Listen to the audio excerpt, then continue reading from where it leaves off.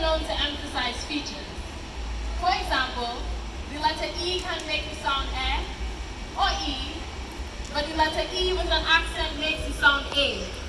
But my language comes from a place of struggle. No matter where I go, my accent makes me become the spotlight. Some call it comedic, some question it. My accent doesn't know how to lay still. My accent is a folk dance, a bongo. She knows how to fet. And these lips know how to gyrate like waist on Carnival Monday. This accent is a tongue, rolling like the nose of steel pan. It knows too much of the choppy waters of the Bocas. The Tobago in me knows when to hide. My tongue knows how to twist its way into speaking the English, that's correct. This same tongue knows that this accent is the 10th, sexiest accent in the world. This accent could say, what is the scene? She knows a man who earns an Olympic gold medal from pelting mangoes on Togo trees. This accent knows that everyone in Trinidad thinks that Tobago is only full of goats. And Tobagonians know, well, what's sweet in goat milk just so when you bam bam. And Americans will say, well, what's sweet in the moment may have negative consequences after. This accent could say, well, why ain't seen daytime in the tech bully face you see in the night? Translation, if you don't see it in the day, trust me, we have enough things to use as light sources when it's dark. You have no excuse. My accent is both what you can understand and what you can't, and it doesn't make me any less of a person. I'm known to have something I like to call a second tongue, not only T-O-W-N or T-O-N-G-U-E, but T-O-W-N-G-U-E, a combination of both, as one would always get jealous when I call the other home. Not quite feeling like if I belong, but making myself belong anyway. Knowing how to code switch like someone who wants to save energy after leaving a room.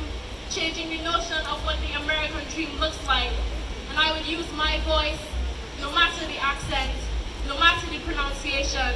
I've learned that you can't stand for something if your knees are bent, and if you don't use the vocal cords in your throat. I believe that you should use that too.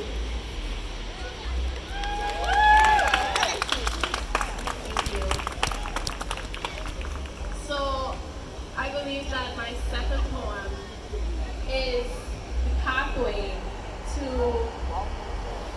letting you to understand how important it is not to smoke. And I believe that you all should take a good listen and to forward the conversations onto all the youth that you know to encourage them to stop smoking. In an alternate universe, humans would be fish, and fish would be humans, and living under the sea there would be don't get hooked warnings posted everywhere.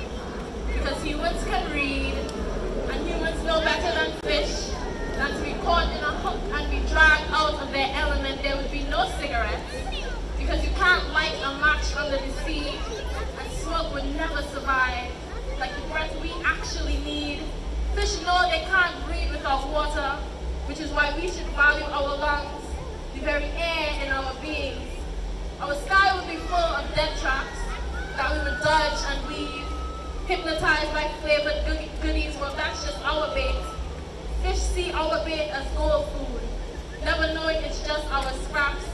And we would know better than to get hooked, which means that we should know what nicotine is, that we should know that you don't need a jewel to look cool, and cigarettes should just be a metaphor for us to be strong enough to never light. Instead of lighting a match, let's spark the change in our communities. Let's use our healthy lungs to blow away the hate. Don't get hooked.